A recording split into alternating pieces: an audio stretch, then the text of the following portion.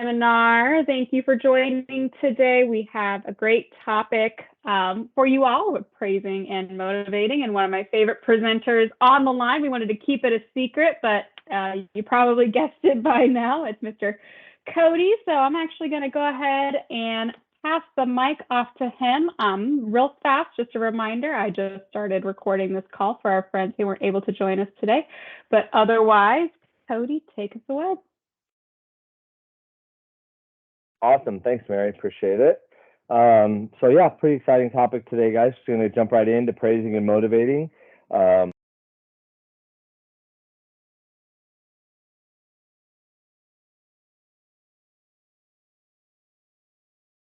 Did we lose them? We can't hear you, Cody. You went on mute. Oh, sorry. Can you hear me, guys? Yes, we can hear you now. Okay, great. So we're going to jump right into praising and motivating. And wanted to kick us off with a great quote. Leaders are never energy neutral. You either give people energy or you are draining it from them. So that's a great way to kind of frame our conversation today around praising and motivating. Definitely you've heard that phrase, you get more with the carrot than the stick, sort of that motivating factor. And we've all worked for those folks who bring tons of energy to the shift. So when it comes to praising and motivating, I need your guys' help here to help me complete the thought.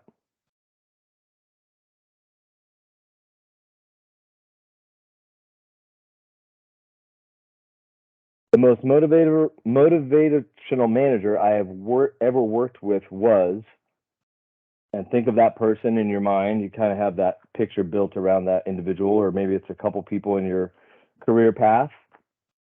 And then think about how he or she motivated you. He or she motivated me by what? What kind of actions and things did they do to make you motivated? And the kind of environment that motivates me is kind of think about how you were motivated as a leader. I want to take a second and just kind of open this up to the group, make it participation based. And does anybody want to share maybe a quick one-liner on how they were motivated by one of their leaders? What are some things they did to motivate you? Well, I'll pipe in here, Cody. I know one of the most motivating things for me is continuing challenges. So it's actually something that my current leader does a great job of, is continually challenging me, giving me new tasks, giving me consistent feedback so that I know I'm on the right track. In the restaurant, that kind of translates to things like cross training or developing into leads. But I know personally, a new challenge every day so that work doesn't become monotonous. That's something I really enjoy. And Marianne dropped in the chat, positive attitude. Absolutely. Great attitude every day, helps with that consistency. So when asked, these are how applications are answered. So, these are some of the words and some of the things that people reacted to, and how they were motivated, and things like a fun work environment, growth opportunities, a wide range of projects to work on. I think, Mary talked about that. They really felt like they were being challenged at work. So travel opportunities might be something exciting for some people. Financial consistency and financial stability with good benefits and healthcare. So these are all really important, to establish credibility when it comes to how you motivate your team.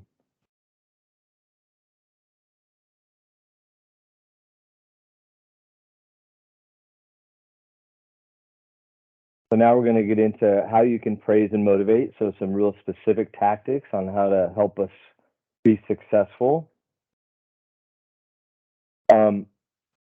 Many managers think that handing out praise indiscriminately is better than not praising at all. I think this is a really valuable lesson. We do tend to go around with our team members. I know I'm guilty of this and telling them good job, but sometimes we forget to tell them what they did a good job with or at, what we're praising them for specifically. Like, hey, really nice job with the chefs, for example. Really nice job selling that dish. I mean, it looks just like the picture. Amazing. Just specifically what was great about what they did. Being specific is super important. There comes a time not to praise. So, not praising ordinary performance. Really save that praise for something that's exceptional, something that's really going to have an impact, I think, on the employee, and depending on what level you're at, really can make a big statement. But if you're continually just praising not the extraordinary and just maybe not the cream of the crop, you might kind of lose some of that edge to it. So that when you do find the time you really need to motivate your folks, it might not have quite the pop that it would. This is the hit and run, the praise and motivate, where you just kind of give them a quick pop. We can all think of a time where we've maybe not spent the time to expand on what we're trying to motivate them about and why that praise was so important to you. I'm sure we can all think of a time where we did the hit and run or the drive-by praise.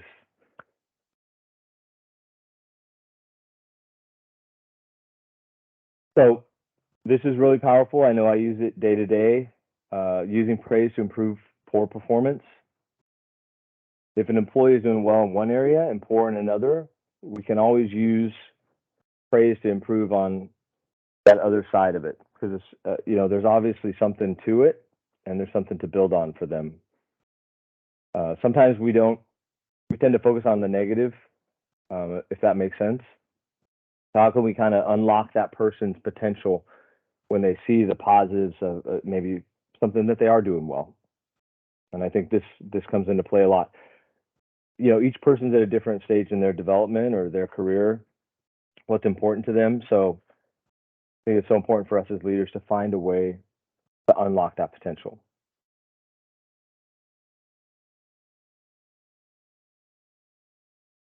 Never assume praise is enough. Superior performance over time deserves more than just compliments. So praise starts to kind of ring hollow if the employee never has anything, I think, tangible to kind of back that up. So it's kind of like the verbal tip, right? Servers love to get praise from the guest, and they hear about how wonderful the service was and how wonderful the food was. And then, they were disappointed because the tip wasn't that great. And the guest feels, validated because they gave him such great praise and such high praise, but fell a little bit short. I think that can happen too sometimes in our world, where, if we have somebody who's truly exceptional and they deserve our praise, are we doing other things to keep them interested, to keep them motivated along their career path? Because to be honest, that's what a lot of this kind of circles back to retention. And it circles back to that consistency part. But how can we continue to grow with them and bring them along with us through the organization, and we become stronger and they do as well?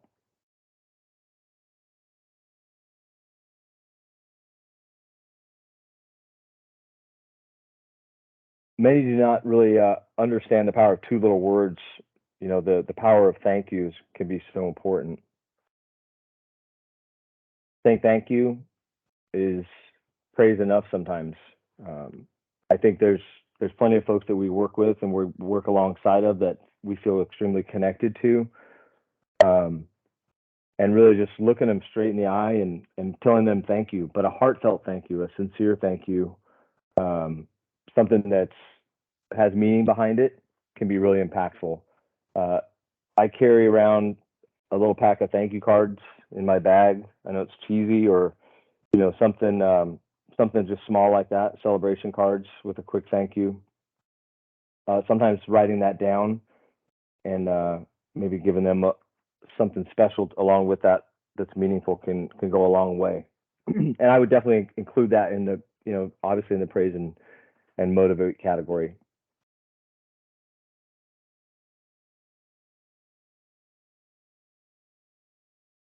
So let's think about ourselves for a second when it comes to praise and motivate. Think about somebody who praised you this week and why.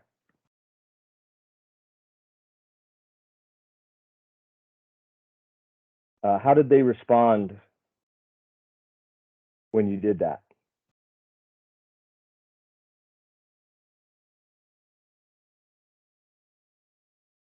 Has that had any impact on your working relationship with them since then? And I'll take a little pause here because we kind of went over a lot of information, and this slide kind of brings it back to us as leaders. And I'd love it if somebody wants to unmic and share a story. Maybe they had something happen this week where they had a praise and motivate story they want to share and how that impacted them.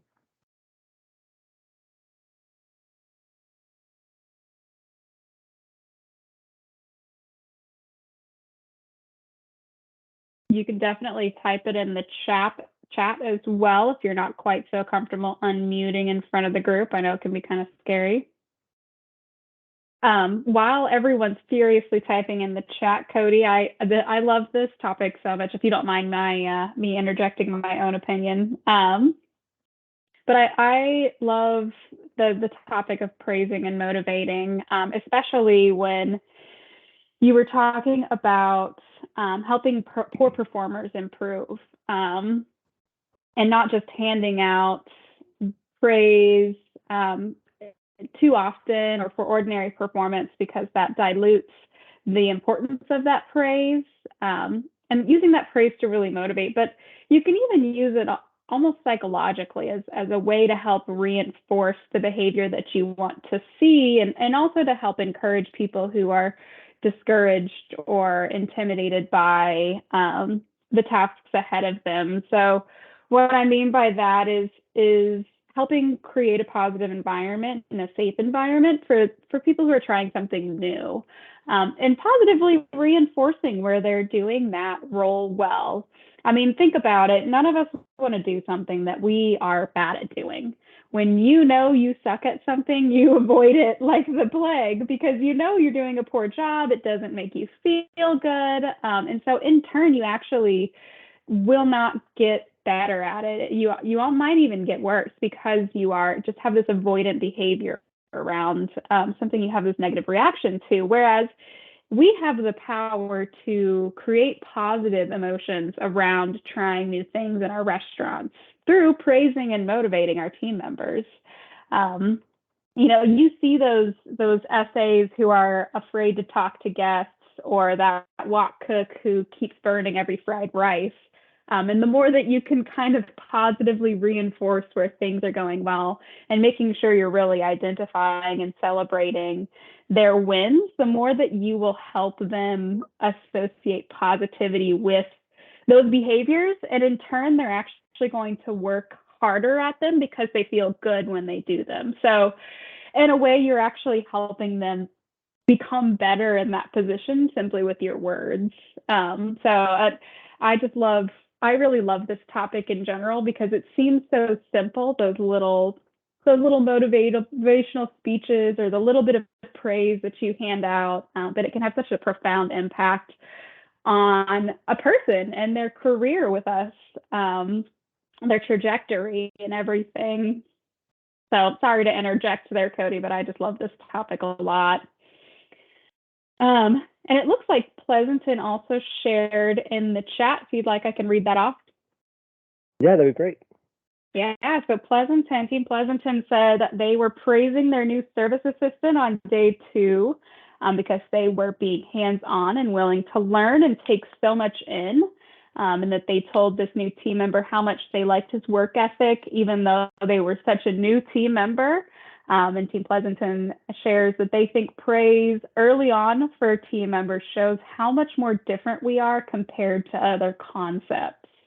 And I like that you called that out, the praise early on, really, again, helping create that positive environment for them. Yeah, and I would love it if somebody else would like to share one of these praise stories. I really think it's important for us to share these with each other. And I had, I just got back from a trainer outing today, and I have one server trainer on the team who always takes a moment to thank me personally whenever we do a trainer function, or we do some team member stuff. We'll have family meal and breakfast and things like that here and there, whatever we're doing. But he was the one who took time today to stop and thank me for putting this together. And I gave all the credit to managers who worked hard to put it together. But I thought that was pretty cool. And back to that that original thought of just really how it impacts others. I feel like I'm a person who doesn't need a whole lot of it. I don't really need tons of praise to motivate myself. It's not something I feel like I need a ton of. But then when you receive it, it just makes you feel like, wow, somebody just paying attention, that this stuff is cool and the team members do like it and they are appreciative. And sometimes in our roles we don't always get that. So I thought that was cool. I like that. That's a good call out, Cody. It's not just our team members, it's our managers too. Yeah, 100%.